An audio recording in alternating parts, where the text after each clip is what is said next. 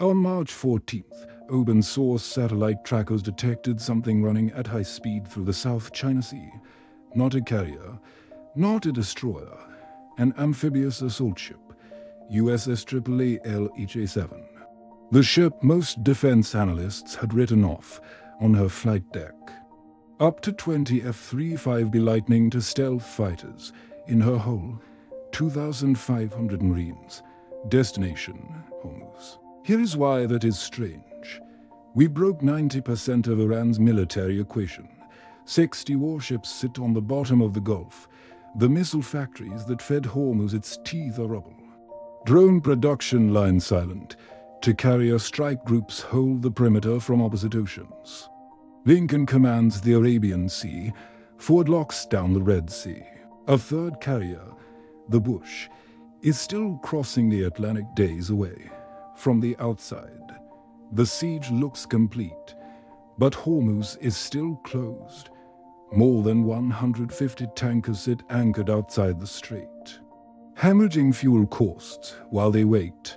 Brent crude holds above $100 a barrel because the market prices certainty, and right now, certainty does not exist.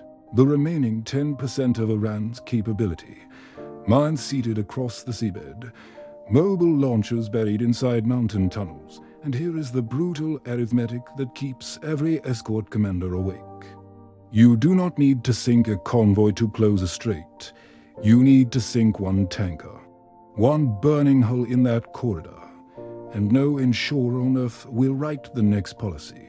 The strait does not close by force. It closes by fear, and fear only needs one example. Why is the Pentagon sending a ship most analysts dismissed to solve the problem to super carriers could not?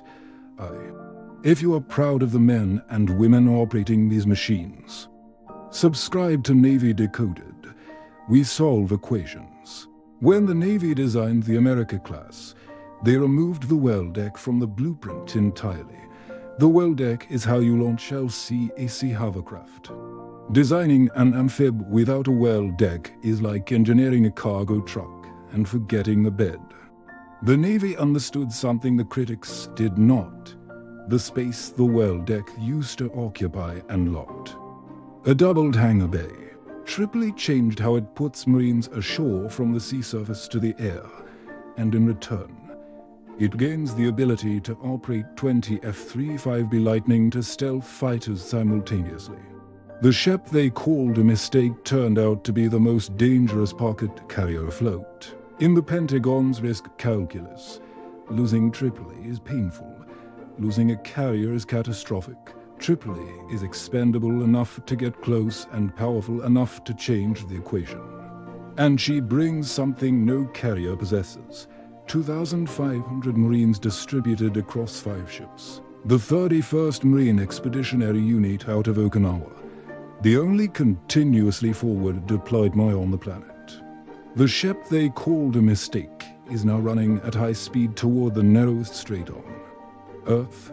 Iran built beach defenses to stop landing craft. Tripoli has no landing craft. Its Marines come from the sky. Lincoln and Ford operate in the open ocean. That means no persistent air cover inside the strait. Operating at 100 nautical miles instead of 500 changes one variable that changes everything. Time on station. Kill the drone and you break the kill chain. Tripoli is the tool that severs it. At the source, 3 fortified islands sit inside the corridor.